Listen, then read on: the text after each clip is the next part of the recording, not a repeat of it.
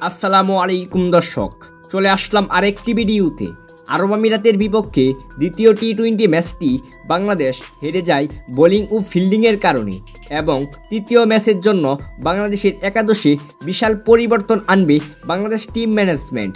Injury কাটিয়ে ফিরবেন opener Parvez Hossain ইমন, তার সঙ্গী হতে পারে সৌম্য সরকার এবং বোলিং পজিশনে বিশাল পরিবর্তন আনবে team management. Pacer Tanzim Hasan সাকিবের জায়গায় সুযোগ পেতে পারে প্রথম ম্যাচে ভালো করা হাসান মাহমুদের এবং তানভীর ইসলামের জায়গায় সুযোগ মিলতে পারে শেখ মেহেদী হাসানের।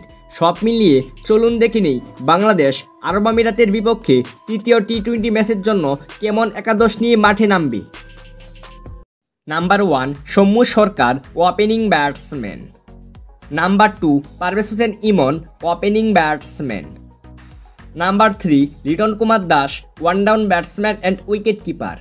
Number 4 Towhid Hridoy, middle order batsman. Number 5 Jaker Ali Anik, middle order batsman and wicket keeper. Number 6 Shamim Hossain Patwari, middle order batsman and allrounder. Number 7 Sheikh Mehedi Hasan, middle order batsman and allrounder.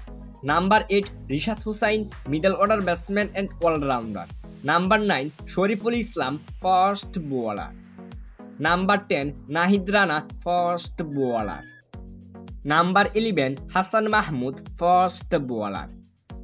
এই একাদশ নিয়ে আরব আমিরাতের বিপক্ষে কেমন করবে তৃতীয় ম্যাচে জানান আপনার মতামত ভিডিওর কমেন্ট বক্সে কমেন্ট করে। Thanks for watching, please like, comment, share and subscribe.